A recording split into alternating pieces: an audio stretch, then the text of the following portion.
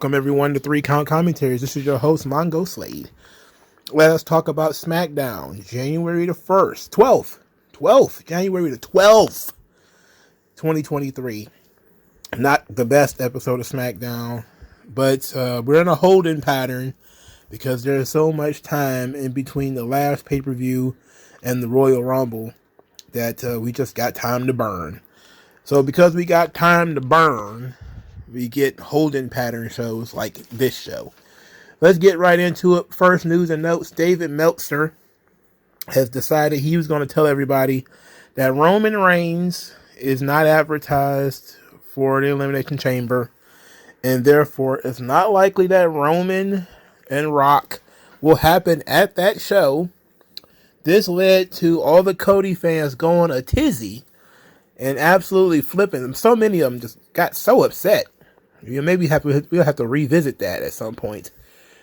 But I want to talk about the idea that Roman is not advertised. It's like, well, they advertised the show without Roman Reigns many weeks ago. many weeks ago. So far, The Rock has made one appearance. He was promptly ignored by Roman Reigns. And then we are the ones carrying the torch for that match because WWE has simply moved on. All the speculation has come from people on the internet, not from anybody in the know. They're not saying that Roman and Rock is going to happen. They haven't said that at all.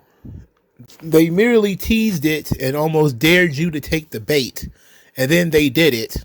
And then they promptly did not follow up on it. It's been 2 weeks now, and they have not followed up on it. It ended up being a stealth push for Jinder Mahal, if anything. But look, we don't know what's going on with Roman and Rock or anything like that. And look, it won't cost us anything extra when the match occurs. I think it's a WrestleMania match, personally. I never saw it as a match that was going to happen at Elimination Chamber. That being said, Roman Reigns has appeared at events where he wasn't on the poster before. So it wasn't like this would be the first time Roman Reigns didn't appear on the poster and was on the show. And plus, they could just make a new poster. It's not a problem. I guarantee you they have a graphic design department. It's not like GCW where, hey, it's already made. So if the guy canceled, you can't undo it, So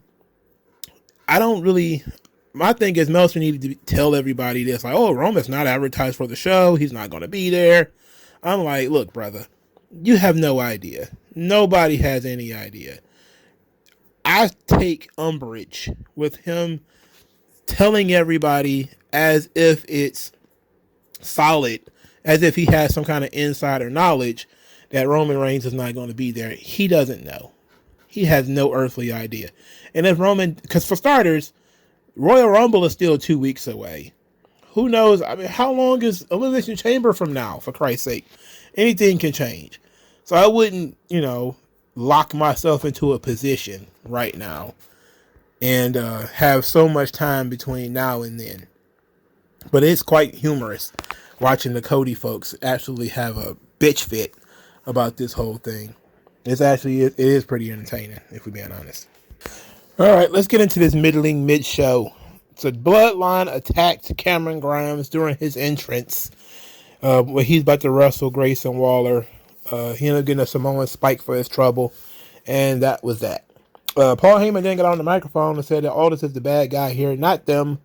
That Aldis is the one who created the Fatal 4-Way match in which the chances of Roman Reigns losing the title was almost guaranteed. I'm pretty sure Roman won't like that. Aldis ended up snatching the microphone and said, this isn't a convo between equals, and says that he is going to make a 6-man tag main event. Randy Orton, LA Knight, and AJ Styles versus the Bloodline, which includes Jimmy Uso, Solo Sikoa, and Roman Reigns. To which Paul Heyman says, as well as I do, Roman is not here. And which, everybody got way too excited about the idea of Roman wrestling in Nebraska, of all places. Anyway, Roman's not there. Aldis knew that and said that they're going to have to find a third partner, or it's going to have to be a handicap match. Heyman is on the case. he tells a comedically worried Jimmy Uso that he's going to handle this thing. He then proceeds to interview such luminaries as Carlito and Lashley before figuring out he had full faith in the bloodline. They don't need anybody else. There's not going to be any recruitment. And they're going to have to go it alone. Now, the interesting bit here is Pretty Deadly. They were both wearing blouses, by the way. But they volunteered to join the bloodline, but only as a twosome. When he told they only needed one of them, they both backed off. So that was legitimately funny. When they had to be split up, they were like, nope, not doing that.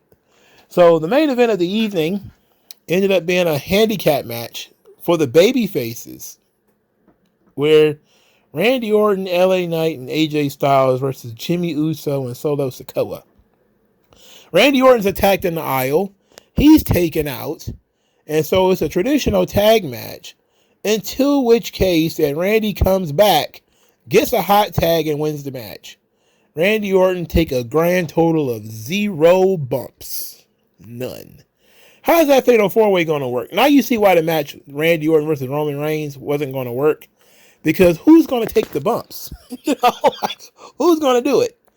Randy ain't doing it. Roman ain't doing it. So who's going to do it? As much as I would have loved Randy versus Roman, neither one of them going to take bumps. So I can pretty much tell you right now, looking at how things have been booked so far, LA Knight, you're going to be on bump duty at Royal Rumble. Because Randy ain't taking none. Roman ain't taking none. And ain't that many left in AJ Styles' card. So, after the match, the babyfaces and the heels fight. The babyfaces then beat up the heels and powerbomb Solo Sikoa through an announce desk. Shield style, triple powerbomb that fool through an announce desk. After they humiliated him, hitting their finishers on him at will, it was a bit much, actually. I mean, such weird decision making here. To give the babyfaces the numeric advantage, and then to give the babyfaces the opportunity to just basically kick the shit out of the bloodline. Look, I get the idea that you want to even the odds a little bit. Last week, the bloodline jumped everybody, beat them up. They were outnumbered. Now the bloodline is outnumbered. They get a little taste of their own medicine, but still, I don't like it. It wasn't satisfying, you know? It seemed like they were blowing off the heat for like Solo and Jimmy. It didn't seem like they were adding to the heat. So, I don't know. And then there was no real forward motion with AJ Styles where, wasn't too long ago where people were like, oh, AJ's turning heel. Now it's just kind of like, oh, AJ's still just hanging around, wearing jeans to work, I guess. Whatever. It was fine, I guess. Randy Orton comes in, get the hot tag, do 4 moves and wins. Is nuts. That's literally right out of Roman Reigns' playbook nowadays. Humberto Carrillo and Angel Garza defeat the LWO. There was a vignette for Humberto, Angel, and Santos Escobar, where basically they said the weak are consumed by the strong, and they asked the LWO to step aside, as they are the ones who truly stand for honor and tradition. It's a pretty good Lucha Libre match with Cruz del Toro doing some kind of crazy tornado thing. It was wild. It was a pretty wild match. Humberto and Angel win. They have some scuffling with Carlito and the LWO, which led to Carlito being offered an apple by Heyman to join. And of course, he's not interested. So they're really slow rolling this Carlito Santos Escobar thing, and I wonder why. Like, is Carlito not able to go? Like, is he injured? I don't know. Like, can we get some information to why this match seems to have been put off about a month and a half? They advertised this match for Survivor Series. Survivor Series was over a month ago. Like really think about that. Santos Escobar versus Carlito was promoted over a month ago, and the match has still not happened. It still has not occurred. I don't think those two have been on the same screen more than 4 times since then. It's ridiculous, bro. I don't know what's going on. What are they doing? Anyway, Carmelo Hayes is backstage. He's hanging out with Nick Aldis. He wants to be in the Royal Rumble. And then Grayson Waller and Austin Theory show up. They're trying to figure out what's going on, and they got some ideas. They end up getting into it with Carmelo Hayes, what Grayson Waller does, because he's got a big mouth. But Grayson Waller had a match earlier that was canceled. He, of course, said, "Oh, I just wrestled," even though the match was canceled. And he says that my boy Theory will handle this. So Theory decides he's going to wrestle Carmelo Hayes. And then they have the match. And the match is stopped because they botched a springboard Spanish fly and end up knocking each other's heads in. I mean, it was a double concussion. I ain't never seen no shit like that before. I don't know how bad Carmelo Hayes was hurt. There ain't no telling.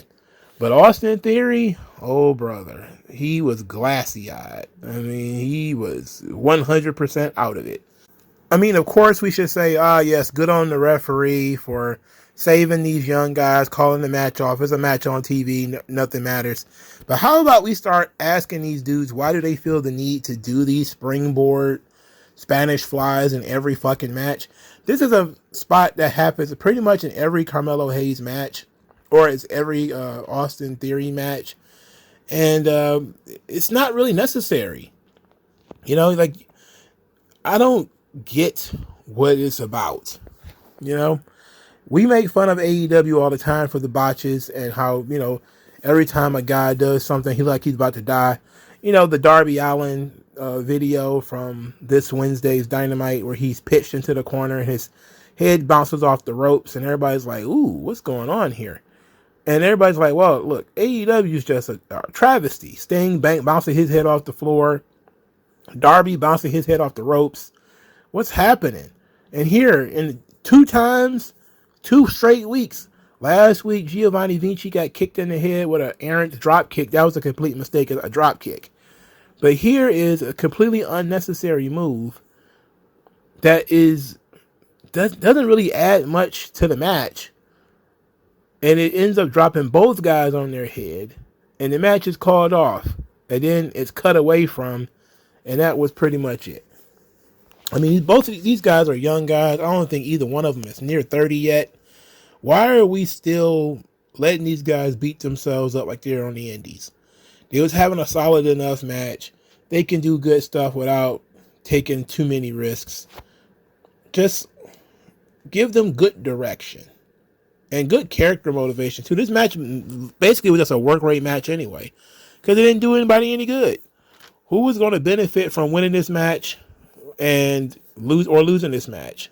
Nobody. Carmelo Hayes isn't even officially on the roster yet. So, the match was called off. Yay for the referee. Boo for the boys. Stop doing this shit.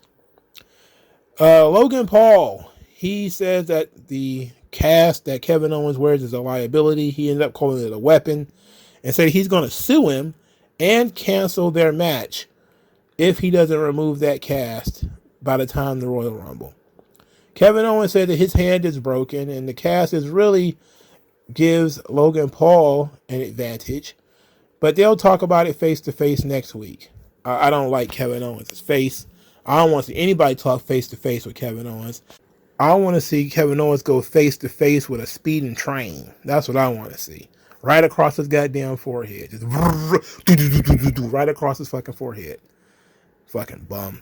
Bianca Belair and Bayley have a pretty good match that turned a little bit cinematic. Bayley was looking for Damage Control to help her in the match, even going so far as to motion for them to attack her while the referee was distracted. But Damage Control didn't do anything, and Bayley ended up losing. So Bayley continues to not defeat Bianca Belair in I think she's probably beaten Bianca Belair once in the 22,000 matches they've had. But this was one of their better ones. They integrated Bianca Belair's hair into the match as usual, where Bayley ties her hair in a knot on the bottom rope. And of course, Bianca has to fight from underneath when it comes to that. But Bianca is, of course, a next level athlete. She's really good. And Bayley is really good as well. But after the match, Bayley tries to confront Damage Control about them not helping her. So Dakota Kai does the talking here. She pulls Bayley to the side and says, hey, look, we didn't want to get disqualified. We didn't want to cause a disqualification. But, your plan, is for everybody to have gold. You got to win the Royal Rumble on your own. So you should have to win this match on your own. And Bayley was like, well, we're stronger together and all that kind of stuff. He was like, yeah, well, we get that. But what about the plan? What about the plan? So they're trying to force Bayley to live up to her own standards. That, this is your plan. So you're the leader. You got to be the one that makes everything work. You got to do it by yourself. You can help us. And to be quite honest, they really don't want Bayley helping them. From the last couple of weeks, they have done everything that they could do to not have Bayley out there. But truly, the schism is now deeply rooted in Damage Control. But we still got so far to go before the Royal Rumble actually happens, and so far before WrestleMania. We're slow rolling the hell out of this. At this point, Bayley is going to have to be an absolute moron to not see that they don't fuck with her anymore.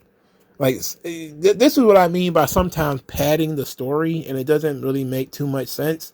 Like, you can pad stories to a degree, but Bayley and Io and Bayley and Dakota, they've been doing this stuff for months. They've been shading each other for months. You would think Bayley, as a smart character, would have caught on by now. Anyway, I do think, I don't know, where's Dakota Kai from again? She's from New Zealand, right? That's near Australia, right? Okay. I would suspect that Dakota Kai is going to have her comeback match against Bayley at Elimination Chamber. That's going to be my guess.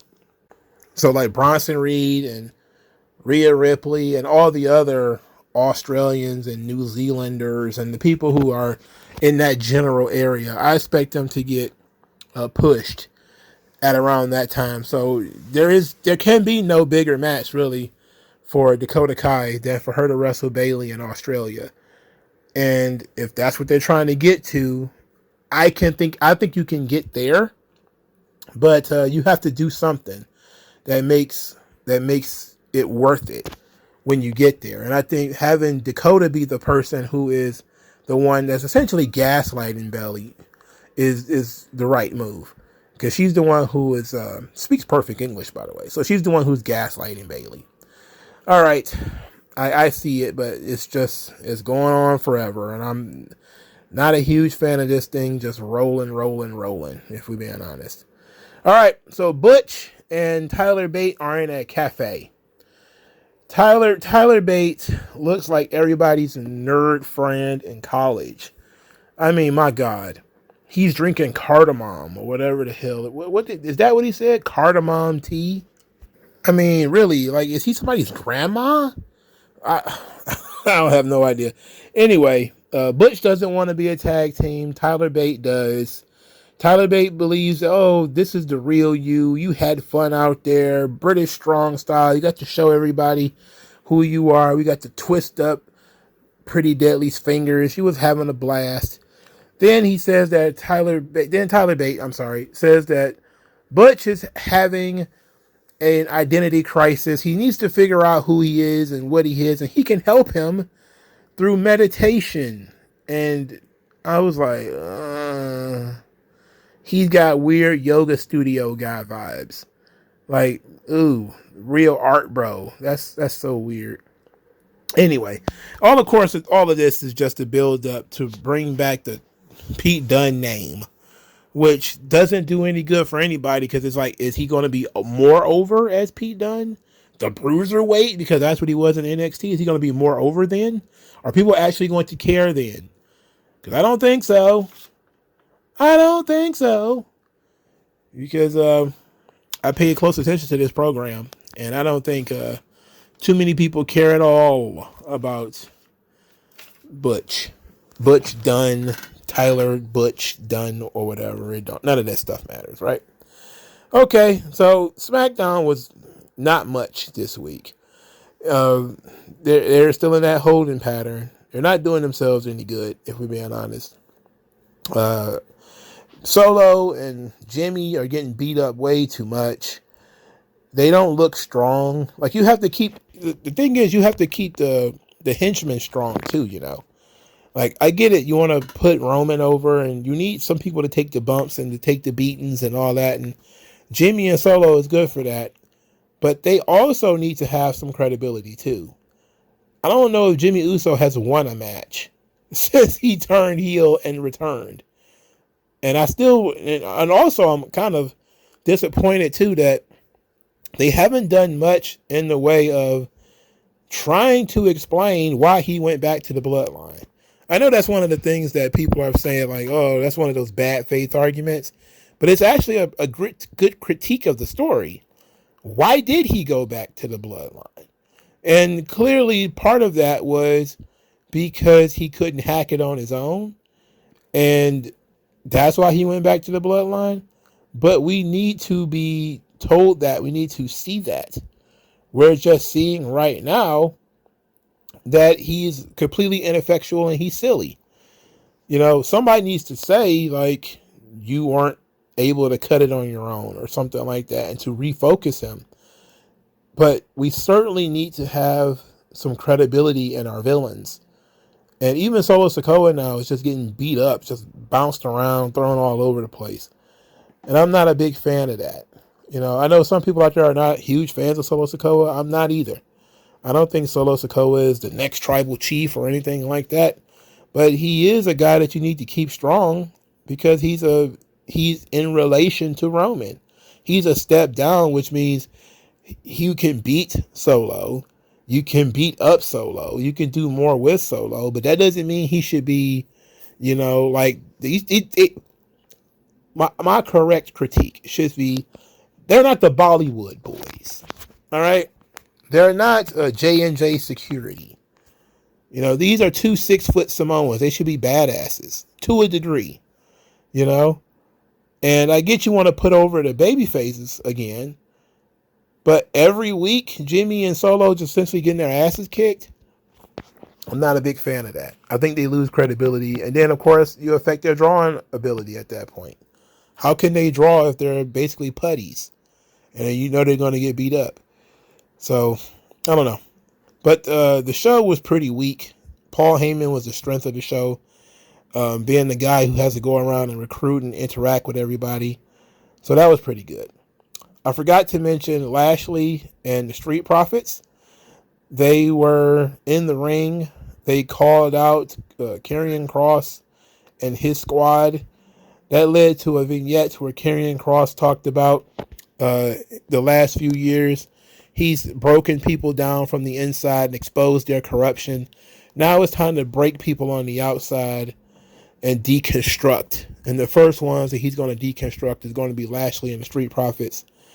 And he named his group the Final Testament, which is fine. It's biblical. I don't have a problem with that. It seems to fit the gimmick. And then you go over to Lashley's side, and they didn't announce this on TV, praise God. But on the Twitter account, Lashley has himself as the leader of the Pride. The Pride. That's the name of their group. I already said it was gay. I said that yesterday.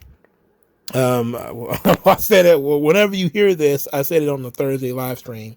When I first heard about it, it was gay. The word pride it's already been contaminated. I wouldn't go that route. I would hope Lashley has enough stroke to change that. So it sucks. Why can't it be something cool? I don't understand how you go from Almighty or Street Profits and you get the Pride. How do you get something so bland? I mean, even if it wasn't gay, it's just bland. It's meaningless. It says nothing about who these people are, about who the characters are, or anything. There is a science to naming things and naming people, and about what these things are going to do and what these things are about. And sometimes they need to be pretty deliberate. You know, you name something the Pride. What is that even about? Because you think of either gay pride or lions. Now you could say, well, they're lions, of course. The kings of the jungle, right? I don't know. I don't know. I was just not buying it. I'm not really buying it. Not this time, brother. But it is what it is. It exists. It's a thing that is out here on the internet, and apparently Lashley is confirming it. All right, that's all I got in terms of SmackDown, the show.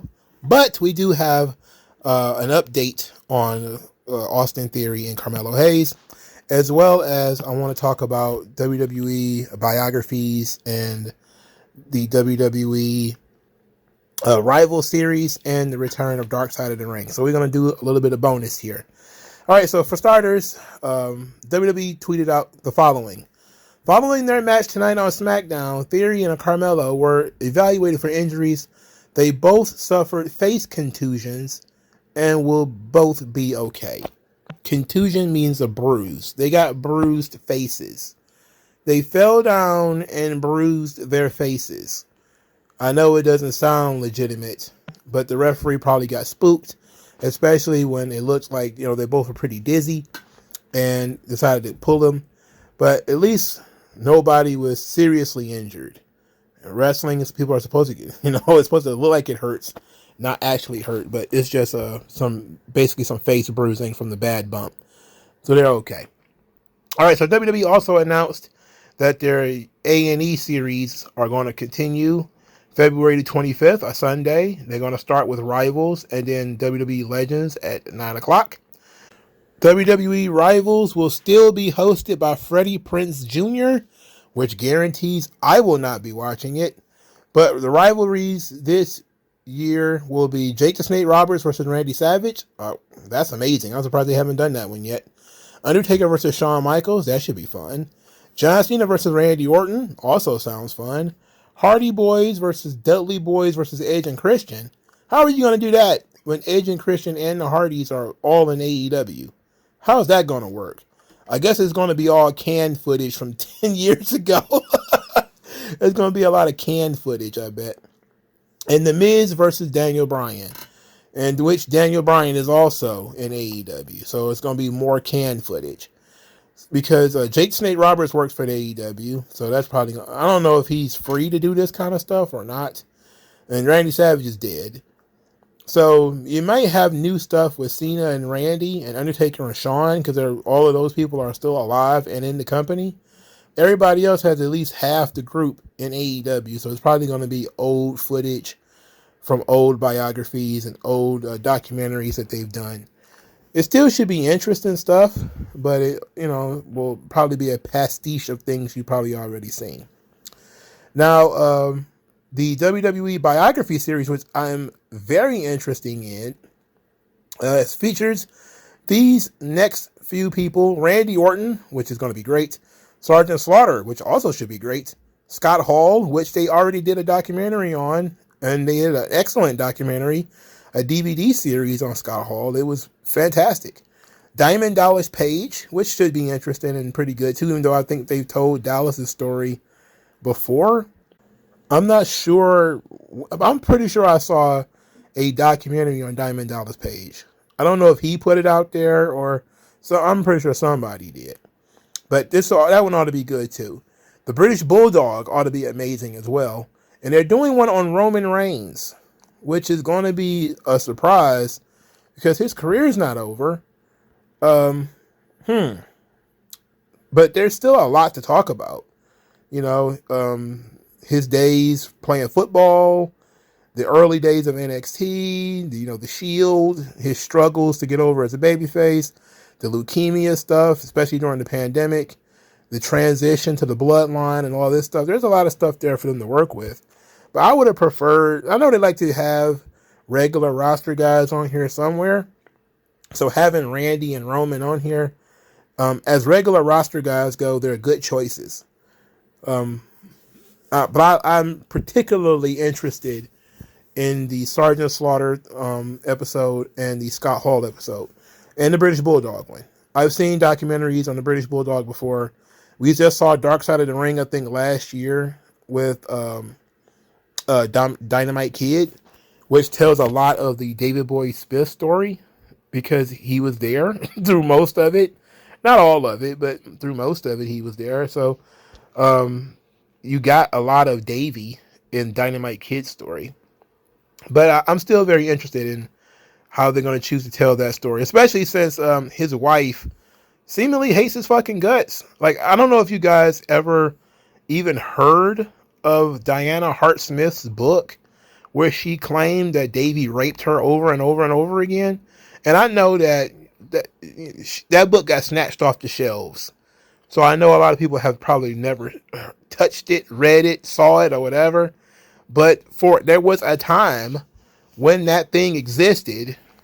And there was also a time when, these people were in an absolute twisted, disastrous mess in which Bulldog fucked Bruce's wife. And are they going to talk about that in the biography? Him fucking Bruce's wife? And by Bruce, I mean Bruce Hart, not Bruce Pritchard. So his sister-in-law. So what kind of documentary are they going to put out here? That's what I want to know. That's what I'm very interested in. Are you going to put out, is Diana going to be involved with this thing? She is still alive, so I don't know. I'm very interested in how that, matter of fact, now that I started talking about Diana's book and some of the other stuff that I heard, I'm actually more interested for the British Bulldog than anything else because I already saw Scott Hall's story, even though I love it. I think it's a great story. I think that's fantastic. And I don't know that much about Sergeant Slaughter, so I'm very interested there. But this British Bulldog thing, how are they going to discuss his home life with the steroids and the cocaine and all this kind of stuff? I wonder how they're going to get into all of that. Also, Dark Side of the Ring will be returning soon. They haven't announced what the subjects will be. I'm actually surprised that the show is actually coming back, considering how terrible it did last year. But, hey, I'm all for more wrestling content. And I'm wondering what they're going to do and how they're going to make this interesting. Because they've struggled over the last couple of years. But I'm always going to be interested in Dark Side of the Ring, even though I don't particularly buy wholeheartedly into their narratives and their propaganda. Also, one last thing, WWE's their production turned to absolute shit near the end of the show. You start hearing like this mechanical female voice describing what's on the screen, so it's like for the hearing impaired, and then also the audio turned to crap. I know this new production guy just got the seat, but you got to fix that because we're not used to this. You got to go ahead and clean that up. This was Dynamite levels bad. Anyway, thank you guys for your time, and I'll talk to you guys later. Peace out. Skin tone, so why attach yourself and piggyback the wealth you didn't earn or lack yourself? I'm telling you to own up to your own success and failures. It's a reason why these